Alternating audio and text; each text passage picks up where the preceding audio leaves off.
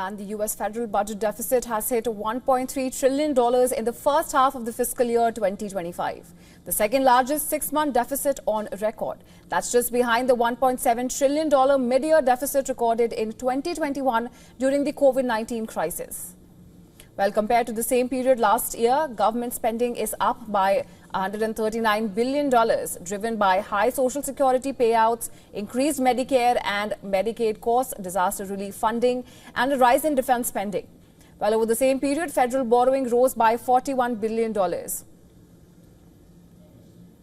Amid the growing fiscal gap, the Trump administration's Department of Government Efficiency, known as DOGE, has revised its cost-saving target. The agency now estimates $150 billion in savings next year from eliminating waste and fraud, which is a sharp reduction from his earlier goal of $1 trillion. Meanwhile, House Republicans have narrowly approved a budget blueprint that advances $4.5 trillion in tax cuts and seeks at least $1.5 trillion in federal program cuts.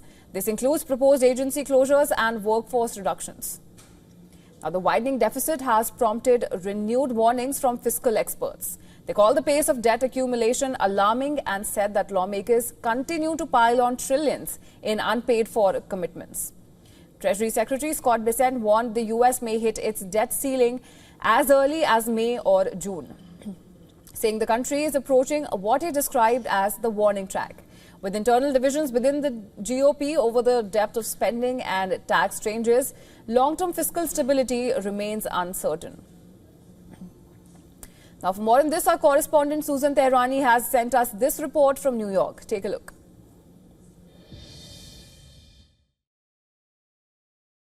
The U.S. House of Representatives narrowly passed a Republican budget blueprint in a 216 to 214 vote.